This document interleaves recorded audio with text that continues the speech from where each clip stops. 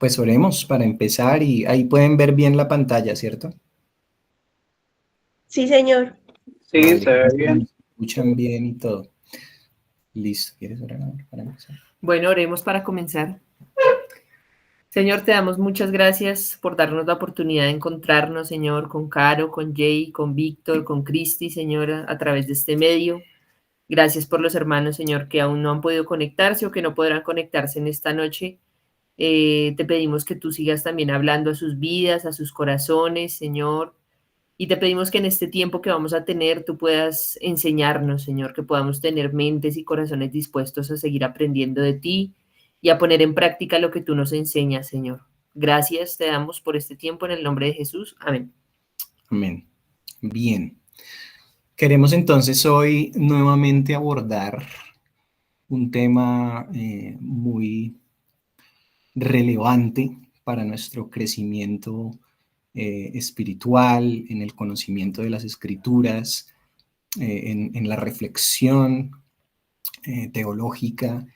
Y pues obviamente también queremos que esté muy enfocado en no solamente el entendimiento de lo que es, sino también en herramientas prácticas que nos ayuden a poder de alguna forma... Ahí está Jen. Ah, sí. Hola Jen, ¿cómo estás? Bendiciones. De alguna manera, transmitir también de una forma práctica estos principios respecto a la teología bíblica. Vamos a ver entonces generalidades de teología bíblica. Si ustedes recuerdan, estuvimos en nuestro encuentro en Bucaramanga el año pasado. Martín estuvo exponiendo con nosotros algunos principios relacionados a la teología bíblica y quisiéramos recordarlos teniendo en cuenta pues este tiempo en esta tarde. Vamos a comenzar con una definición muy rápida respecto a lo que es la ciencia. ¿Por qué queremos comenzar con una definición de ciencia? Porque alguno de los conceptos de teología en general abarca o dice que es una ciencia. Entonces la Real Academia Española nos comenta que la ciencia es un conjunto de conocimientos estructurados obtenidos mediante observación y razonamiento, de los que se deducen principios y leyes generales con capacidad predictiva y comprobables experimentalmente. Entonces, esta definición de ciencia, según la RAE, nos ayuda de pronto a pensar en realidad qué podemos extraer de aquí cuando reflexionamos en la teología, ¿no? La teología como conjunto de conocimientos estructurados, observación y razonamiento, deducción, capacidad predictiva y comprobación experimental. Eso, digamos, es un acercamiento a la teología como ciencia. Entonces, como estábamos diciendo, uno de los conceptos o definiciones de teología que nosotros encontramos es que es la ciencia acerca de Dios. Y es muy interesante y por eso subrayamos algunos apartados de la definición de ciencia, precisamente para reflexionar en la teología como ciencia. Entonces, nosotros en general entendemos la teología como teos, Dios, y como logos, tratado o estudio. El estudio acerca de Dios, la reflexión acerca de Dios, y en este caso estamos hablando de la ciencia acerca de Dios. Entonces, respecto a ciencia nos está diciendo que es un conjunto de conocimientos estructurados. Es decir, no hay dificultad en acercarnos a la teología como un conjunto de conocimientos estructurados. Naturalmente, estos conocimientos estructurados podemos obtenerlos en el campo de la teología mediante la observación, específicamente la observación de las Escrituras, la lectura y la reflexión de las Escrituras. Y es muy interesante, pero también muy discutido, el tema del razonamiento. Yo de forma personal estoy de acuerdo en que Dios mismo nos ha dado una mente con una capacidad de razonar para que nosotros al leer las Escrituras, que es el libro por excelencia en el cual tenemos que fundamentar nuestra reflexión teológica, podamos, después de una lectura seria, reflexionar y razonar respecto a lo que estamos leyendo. No hay ningún problema por ese lado. Pero también dice de los que se deducen principios y leyes generales. Definitivamente, es decir, hay varios métodos de estudio bíblico a los cuales nosotros podemos acercarnos. Algunos de ellos son, por ejemplo, el método inductivo, otro es el método deductivo. Ambos tienen tanto ventajas como desventajas, pero definitivamente nosotros vamos a encontrar, después de una lectura juiciosa, después de observar lo que hemos leído, después de razonar en lo que hemos leído, principios y leyes generales. La última parte respecto a la definición de ciencia es la que de pronto se nos dificulta un poquitico, ¿no? Porque la ciencia al final del proceso dice que tiene una capacidad predictiva y comprobación experimental. Entonces ahí es donde viene esa parte un poco más discutible, ¿no? Capacidad predictiva, yo creo que muchas personas que han intentado leer las escrituras y hacer predicciones respecto al futuro han caído en errores serios de interpretación, porque el objetivo de la revelación de Dios, que son las escrituras, que es este texto que nosotros tenemos aquí, no es principalmente predecir el futuro, sino llamarnos a la obediencia, llamarnos al cumplimiento de su voluntad, acercarnos a él, etcétera, etcétera. Lo que pasa, por ejemplo, con el tema de la profecía, ¿no? Que pues es otro tema. Y comprobación experimental, definitivamente no. Es decir, nosotros podemos acercarnos a Dios para conocerle y, digámoslo de esta manera, cuando hablamos de ciencia, siempre hay un objeto de estudio. El inconveniente es que cualquier otro objeto de estudio en la ciencia, nosotros y el ser humano a lo largo de la historia lo ha podido colocar en una posición de experimentación y en un laboratorio para una comprobación experimental y una observación, etcétera, etcétera. Una verificación. Acercarnos a Dios para estudiar quién es Dios es diferente, porque nosotros no podemos dominar el objeto de estudio. Dios, de forma libre y voluntaria, se ha querido revelar a nosotros. Y eso es muy importante. En eso se diferencia el estudio de Dios a cualquier otro objeto de estudio. No está bajo nuestro dominio. Nosotros estamos bajo el dominio de Dios. ¿Y por qué podemos acercarnos a las Escrituras a estudiar quién es Dios y cómo se ha revelado a nosotros? Pues porque Él mismo, a lo largo de la historia, ha decidido revelarse a nosotros. Si no hubiera sido así, nosotros no podríamos estudiar a Dios, porque no puede ser un objeto de estudio que el hombre domina en un laboratorio o en cualquier otro contexto, sino que Él mismo, por su voluntad y su libre decisión, ha decidido revelarse a través de las Escrituras. Entonces tenemos teología como ciencia acerca de Dios. Habíamos dicho en nuestro encuentro, para recordar un poco, el teólogo bartiano Martín Londoño nos estuvo recordando respecto a la teología, y pues sabemos que esto fue un concepto heredado de un teólogo llamado Karl Barth del siglo XX, y él hablaba acerca de la teología como pensar y hablar acerca de Dios, y también una actividad que es propia de cada individuo en fe y vida. ¿Por qué es importante este acercamiento? Porque generalmente se nos ha dicho que un teólogo es alguien que estudia por años y que está investigando todo el tiempo y que es profesional en la ciencia y está en un escritorio sentado leyendo. Pero el mirar esta definición de Barth nos puede ayudar a concluir que todos somos teólogos, porque todos pensamos y hablamos acerca de Dios, ¿no? Y es una actividad inherente a cada individuo en fe y vida. De hecho, una persona no creyente también de alguna forma practica la teología porque reflexiona acerca de Dios, incluso estando en contra de su propia voluntad y siendo consciente de ello, reflexiona acerca de Dios. Entonces, de alguna manera está reflexionando y practicando como tal la teología. Ahora miremos la teología bíblica, porque entendemos que la teología en general, el estudio o tratado acerca de Dios, tiene diferentes ramas, ¿no? Tiene diferentes campos. Entonces nosotros encontramos la teología sistemática, encontramos la teología histórica, encontramos la teología exegética, etcétera, etcétera.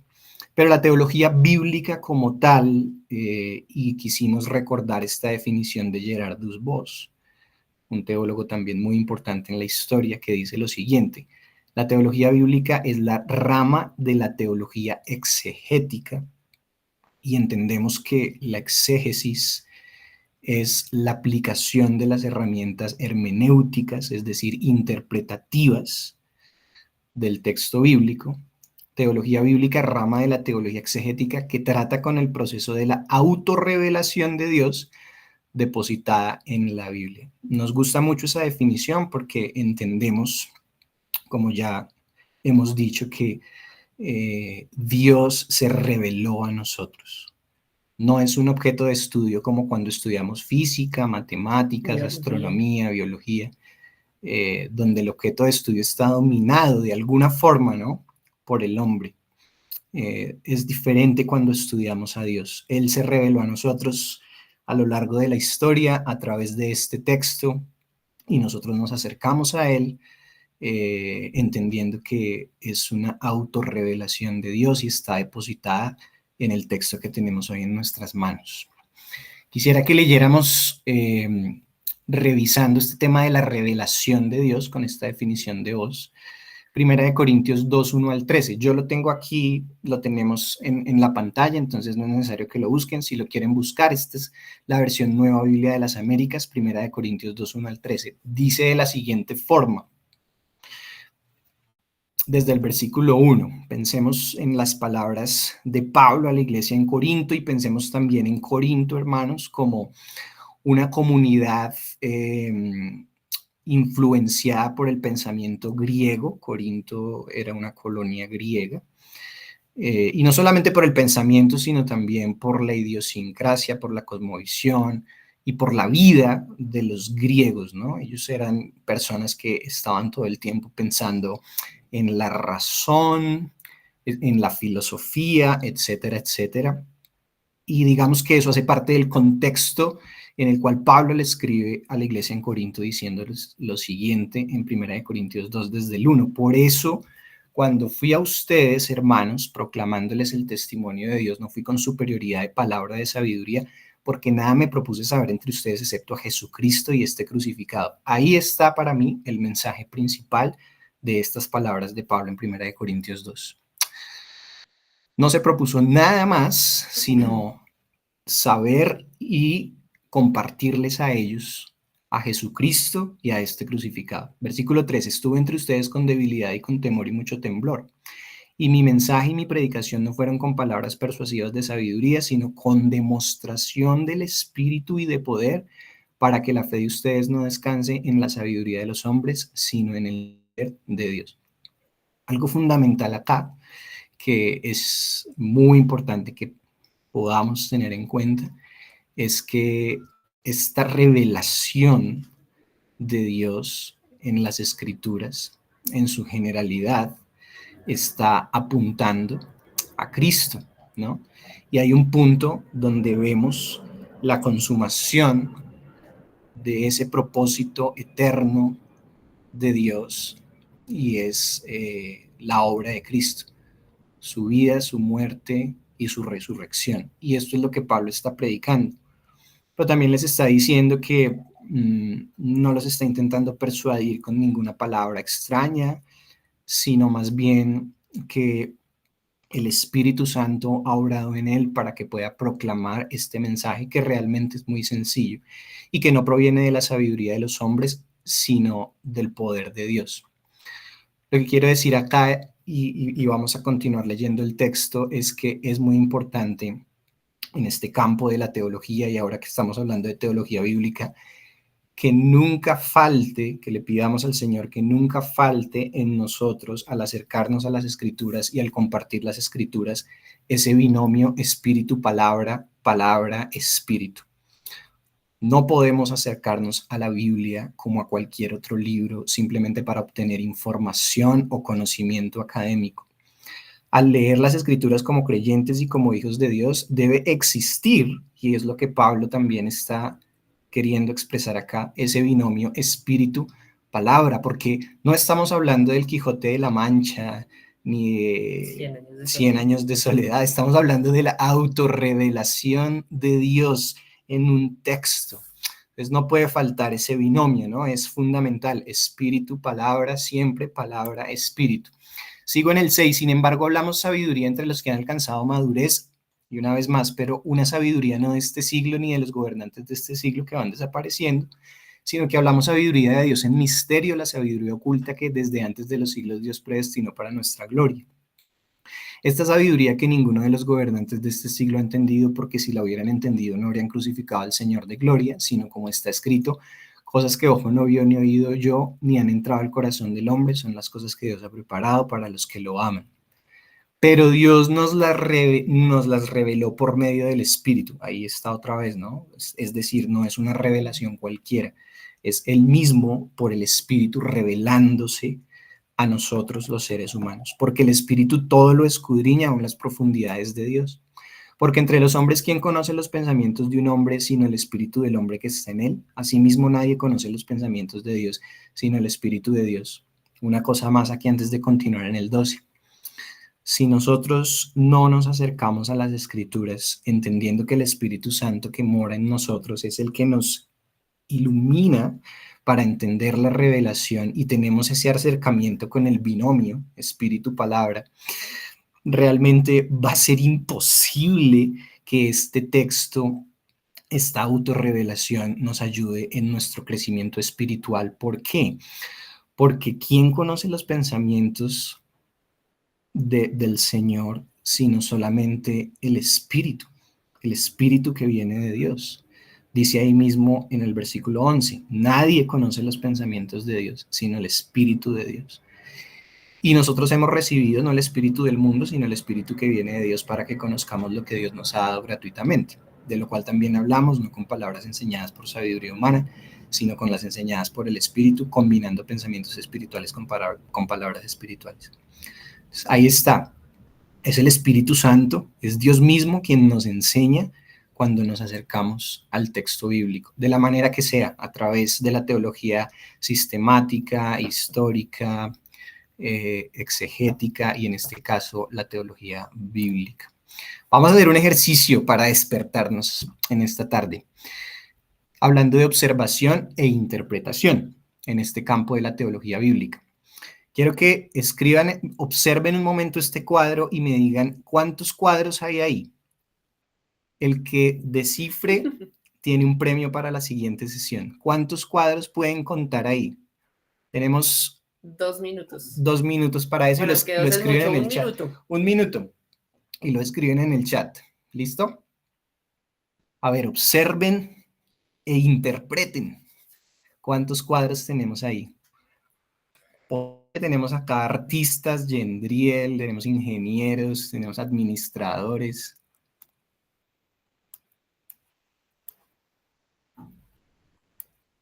El que acerte, el que acierte, el que atine. El que atine, un premio para la siguiente sesión. Ahí está activo el chat, ¿cierto? Sí. Vamos a ver hasta las 1:30. O sea, dentro de 1 minuto. O sea, 1 minuto, sí. A ver quién empieza en el chat. Para que den ahí sus respuestas.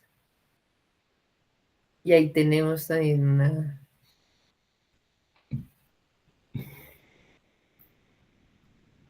un videíto. Ujú. Aunque sabes que mejor enviamos el link para no ver el video. Bueno, a Caro le dieron 30. ¿Quién da más? ¿Quién da menos?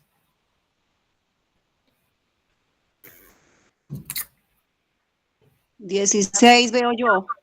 Coloca ahí 16, 16, Cristi. amor. Yo veo 26 porque no son de escribir. Listo, no hay lío. Entonces tenemos presente aquí que Cristi dijo 16 y Víctor dijo 20. Y Jay 26. 26. 26. Solo los anotamos por aquí. Víctor 26. Cristi 16. Ya recontamos, 34 nos dan. Jay Caro Bien, 36. bien. Sí, 35, la verdad 35, ya viendo otro 35. Última palabra, 35. 35. Última palabra. Listo, 35. Y Jay, Yo 28. Víctor 28, listo. ¿Y Cris cuántos dijo? 16. 16, dijo Cristi. Jen, para cerrar las votaciones. ¿Será que todavía está conectado? Yo creo que sí. Sí, míralo, ahí está. Ah, sí, ahí está. Deben estar ocupados con Olivia. No, 32. Vea, Vic, 32, Víctor. Última palabra 32. última palabra. Yendriel 0. Listo. Listo, dejémoslo ahí. Bueno, vamos a enviarles un linkcito para que lo vean después de la sesión. Y ahí podamos entonces saber que la respuesta correcta de cuántos cuadros hay aquí es 40. ¿Listo? Vamos a enviarles el link. ¿Alguien escribió otro? No. Listo. Me acabo de dar cuenta que eran 40. Dice Vic que se acaba de dar cuenta Tarde. que eran 40. Listo. Nos quedamos con el... Nos quedamos con el primero, pero les vamos a enviar el link. ¿Cuál es el propósito de este ejercicio? Hablando de la observación y la interpretación, en este caso, cuando leemos, observamos las escrituras, que entre nosotros más leamos, entre más veces pasemos por el texto bíblico, más cosas vamos a encontrar que van a enriquecer nuestro proceso de interpretación, ¿sí? Entonces, me gustó mucho que en medio del ejercicio ustedes primero vieron 16, después 20, Jason dijo 34, después 35, después cambió a 36, etcétera, etcétera. Pero básicamente ese es el propósito, ¿no? Entre más observemos, entre más leamos un texto, muchas más cosas vamos a encontrar que enriquecen nuestra interpretación.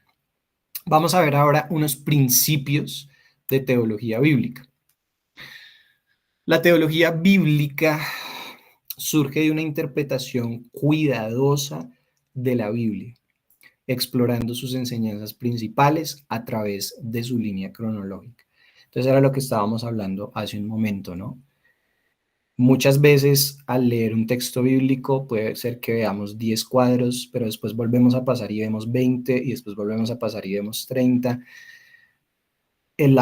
Como tal, la práctica de la teología bíblica debe surgir de una interpretación cuidadosa, ¿no? De poder leer, releer, observar, etcétera, etcétera.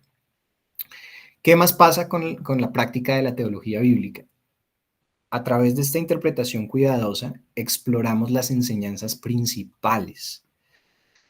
Me gustaría que pensáramos acá en esas enseñanzas fundamentales y en la segunda sesión vamos a proponer una línea de pensamiento, es decir, vamos a ser osados en proponer un tema del cual pensaríamos que nos está hablando la escritura desde Génesis hasta Apocalipsis, una enseñanza central.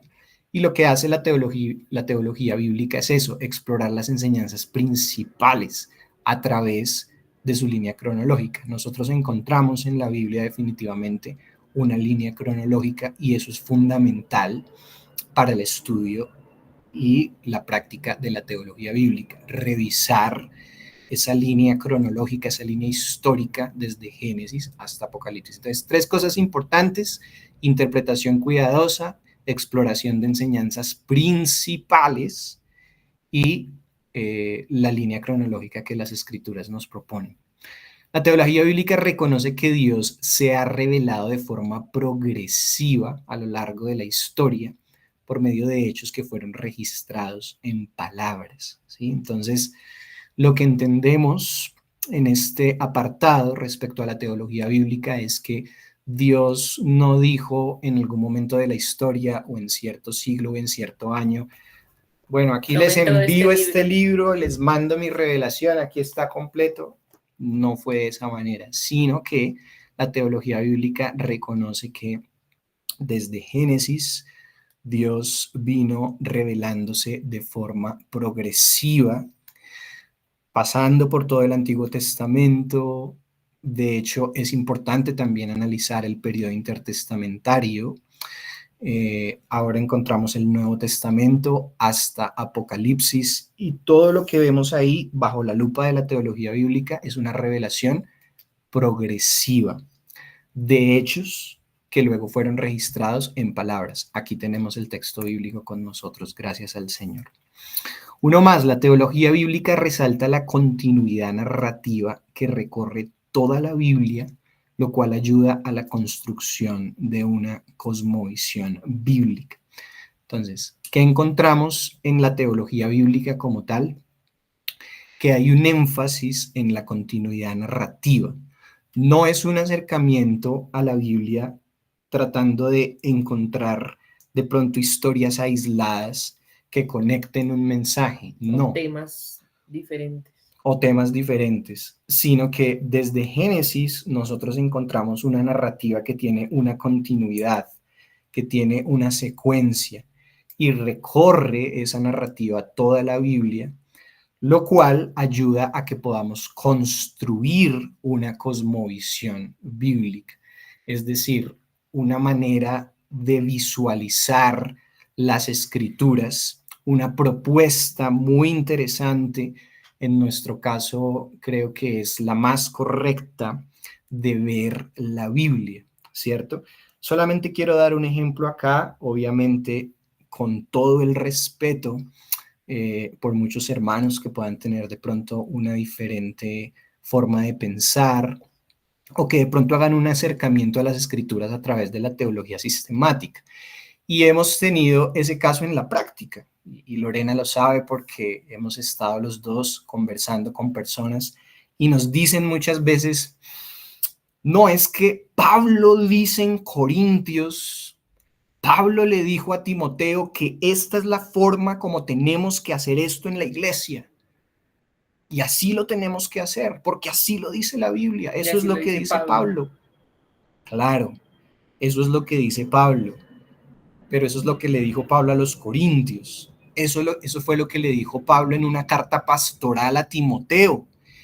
En este año específico, con este propósito específico, en estas circunstancias, en este contexto específico. Primero. Segundo, si nosotros sometiéramos esa práctica, la cual ordenó Pablo para todos, según esta persona o según estas personas, y que deberíamos nosotros también practicar como la iglesia en Corinto hoy en día, ¿qué pasaría si nosotros sometiéramos esa práctica o filtráramos esa práctica a la luz de Cristo?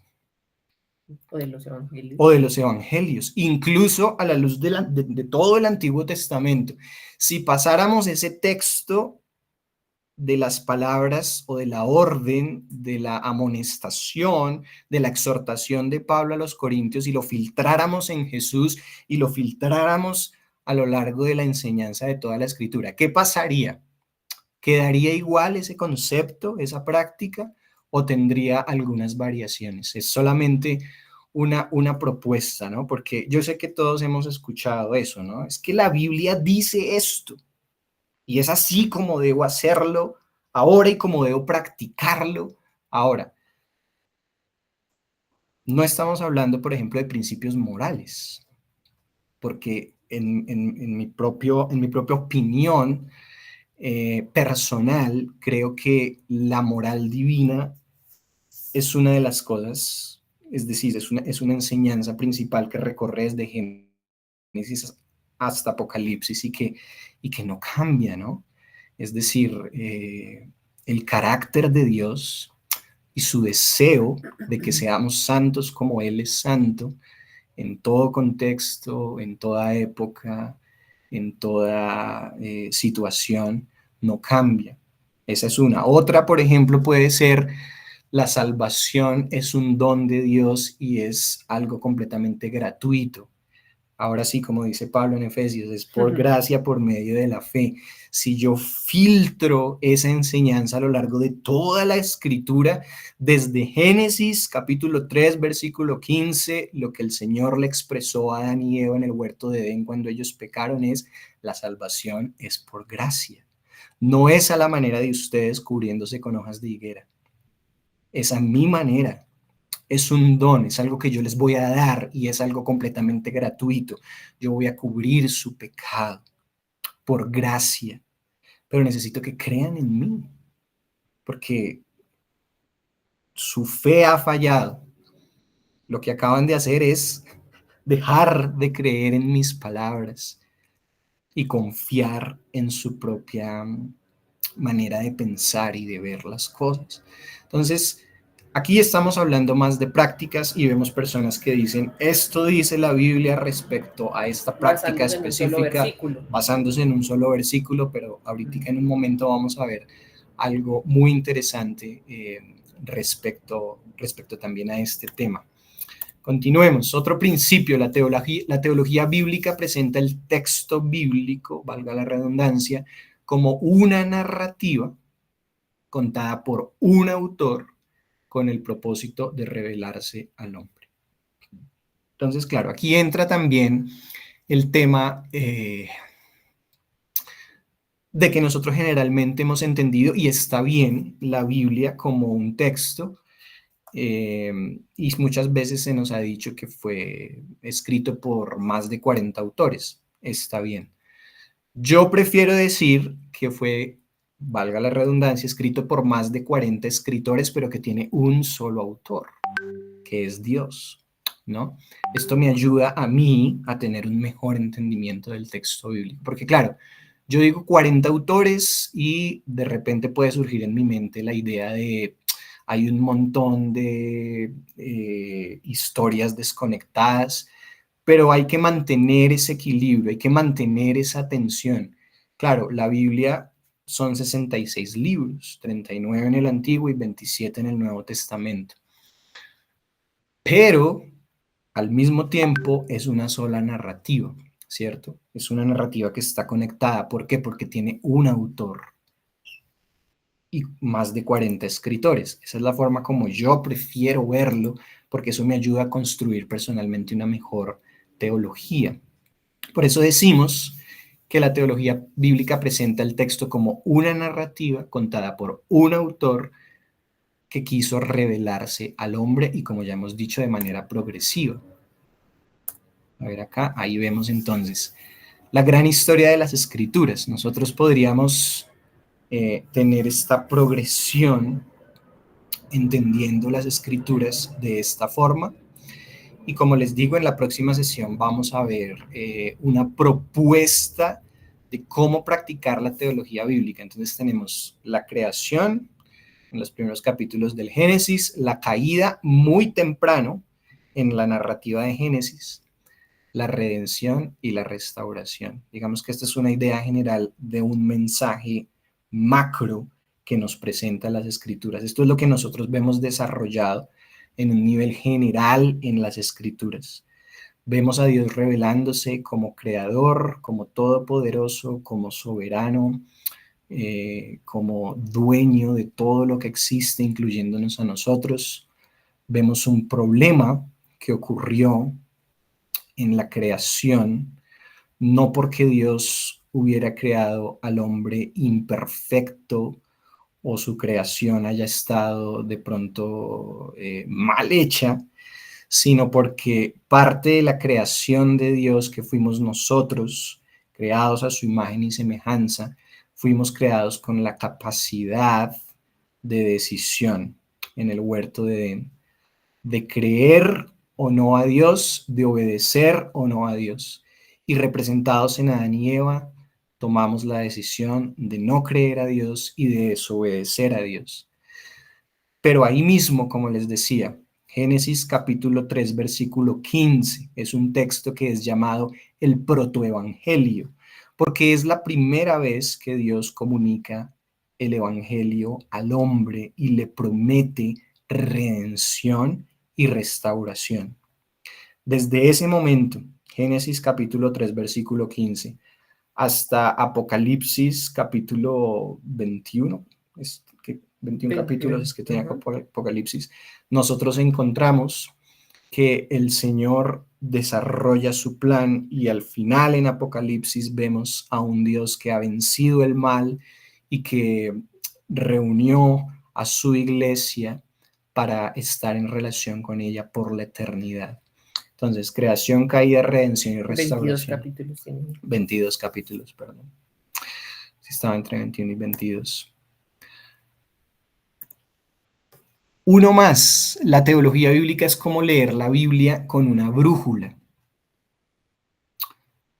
Este texto es súper interesante, creo que no lo tengo ahí, pero está en el Evangelio de Lucas, en el capítulo 24. Y aquí es una historia que todos conocemos. Estaban dos discípulos del Señor que iban desde Jerusalén hasta Emaús.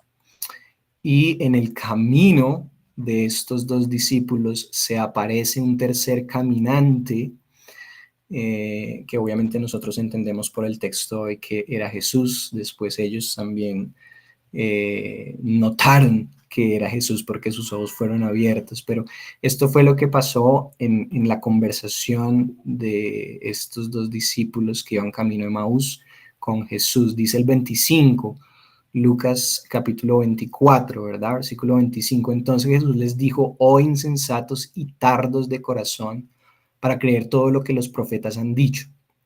¿No era necesario que el Cristo padeciera todas estas cosas y entrara en su gloria? Comenzando por Moisés y continuando con todos los profetas, les explicó lo referente a él en todas las escrituras.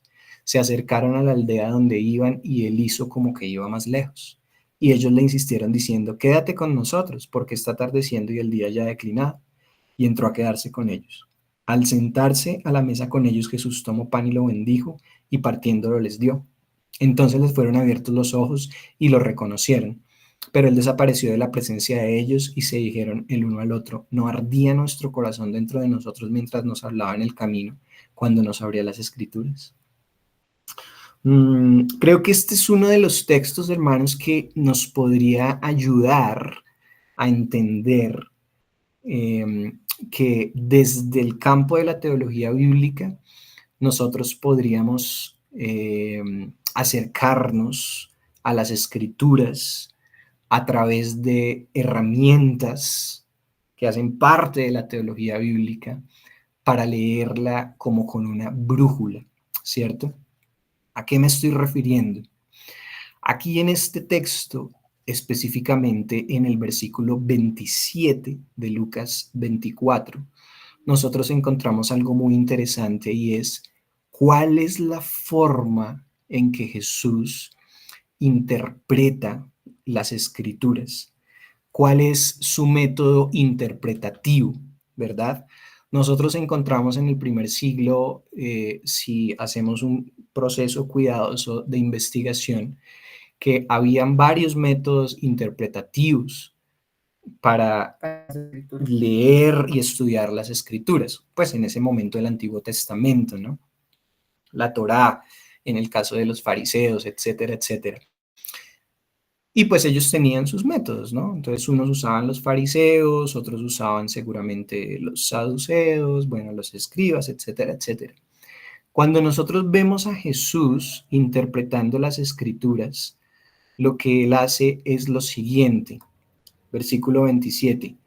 Comenzando por Moisés, comienza por Moisés y continúa con todos los profetas, explica lo referente a él en todas las escrituras. Ese es el método interpretativo de Jesús. Ese fue el que les enseñó a sus discípulos y eso fue lo que ellos hicieron en el libro de los Hechos y más adelante lo que hizo Pablo extendiendo el evangelio en todo el mundo conocido en esa época. ¿Qué es lo que me explican Moisés, los profetas, los escritos, el Antiguo Testamento referente a Jesús? Eso fue lo que él hizo. Les explicó lo que estaba en la ley, en los profetas, acerca de él. ¿Qué hablaba la escritura acerca de él? Por eso decimos que acercarnos incluso al Antiguo Testamento, intentando encontrar qué me explica el Antiguo Testamento referente a Jesús, esa es la brújula o es una propuesta de brújula que nosotros podríamos decir en esta tarde para la lectura, la observación y el estudio de las Escrituras, porque ese es el método interpretativo del Señor Jesús. Vamos a ir terminando con unas preguntas clave para aplicar la teología bíblica, ¿no? Que ya varias las hemos dicho. ¿Qué preguntas, si quieren anotarlas, si no, no hay ningún problema, me pueden servir para aplicar, para traer a la práctica, la vida diaria, la teología bíblica? Porque sí, este es un tema complejo, hermanos. A nosotros en la universidad nos han dicho muchas veces, para ustedes llegar a estudiar teología bíblica, por allá en los últimos semestres, tienen que haber pasado por todas las teologías, haber estudiado los panoramas del Antiguo, Nuevo, exégesis, hermenéutica, porque la teología bíblica no es algo sencillo. Por eso queremos de pronto tener algunas pistas de cómo podemos aplicar la teología bíblica en nuestra vida diaria, porque no queremos que se quede solamente como en un concepto súper elaborado, la teología vista como ciencia, la teología bíblica, un acercamiento súper complejo, no. Hay algunas preguntas claves que nos pueden ayudar a aplicar la teología bíblica y acercarnos con esa brújula al texto bíblico. Una es, ¿cómo se relaciona un texto bíblico con toda la Biblia? Entonces, cuando nos acerquemos a cualquier texto bíblico, del Antiguo o del Nuevo Testamento, siempre leámoslo y hagamos la siguiente pregunta. Hagámosle al texto la siguiente pregunta. ¿Cómo se relaciona esto que estoy leyendo con todo el mensaje, con todo el consejo de la Biblia? ¿No? Eso es muy importante. Otra, ¿a quién apuntaba toda la narrativa del Antiguo Testamento? Que ya lo acabamos de ver, el método interpretativo de Jesús. ¿Qué dice el Antiguo Testamento respecto a Jesús? Ahora, quiero hacer una claridad aquí. Hay muchos que dicen, hay muchos que han propuesto, yo no estoy de acuerdo, estoy seguro que Lorena tampoco, y es tratar de encontrar a Cristo en cada versículo del Antiguo Testamento.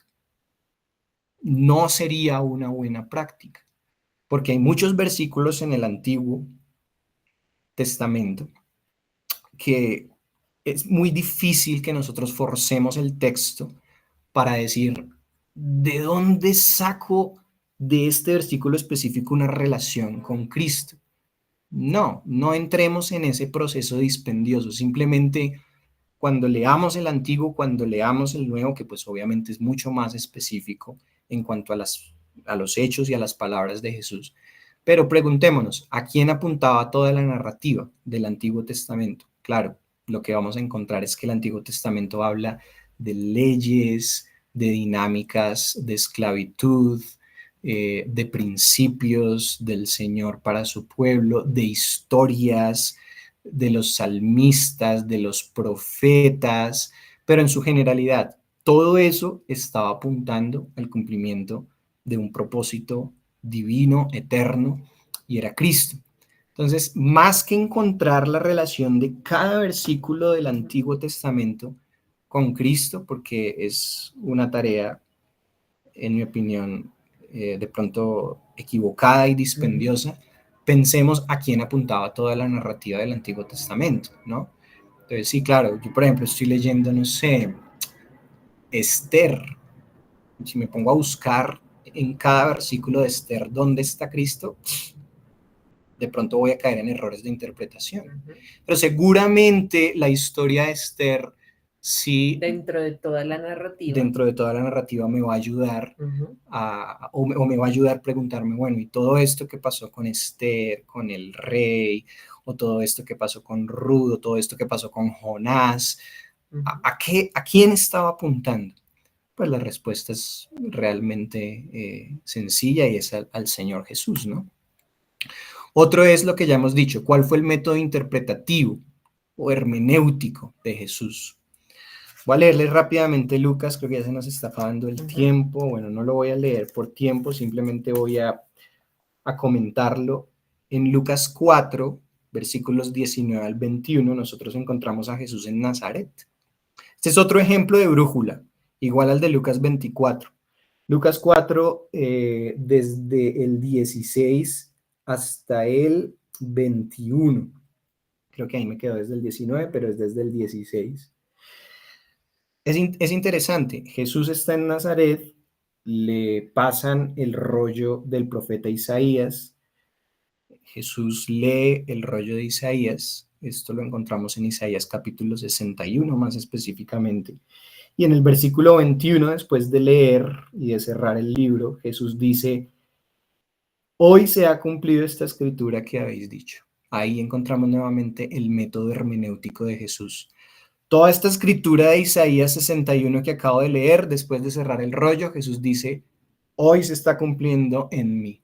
Entonces, una vez más, cumplimiento de las escrituras en Jesús, cumplimiento del texto en Él. Ese es el método interpretativo de Jesús. Y eso es lo que nosotros deberíamos reflexionar al leer la escritura. Todo lo que está escrito en el texto bíblico nos lleva a un cumplimiento en Jesús. Una más. ¿De quién habló Juan el Bautista, que fue el último profeta? Pues la Biblia es muy específica en contarnos que Juan el Bautista habló de Jesús, fue quien preparó el camino, señaló a Jesús. Incluso Juan y Andrés, que inicialmente eran discípulos del Bautista, cuando Juan les dice, miren, allá está el Cordero de Dios que quita el pecado del mundo, Él es. Inmediatamente Juan y Andrés se van detrás de Jesús y se convierten en sus discípulos. De él habló Juan el Bautista. Una última, ¿cómo debo leer la Biblia? Pues nosotros debemos leer la Biblia como un cristiano. ¿Sí? Entonces, por ejemplo, un no creyente o un judío se acerca a la Biblia y no la va a leer como un cristiano. Es decir, no la va a interpretar como el cumplimiento de todas estas palabras en Jesús. Pues porque un judío no cree en Jesús como el Mesías. Los que creemos en Jesús como único y suficiente Señor y Salvador somos los cristianos, ¿no? Entonces, ¿cómo debemos leer la Biblia? Pues como un cristiano, pensando en que todas estas palabras nos direccionan hacia Jesús o tienen un cumplimiento en Jesús desde el Antiguo Testamento y mucho más explícito y específico en el Nuevo.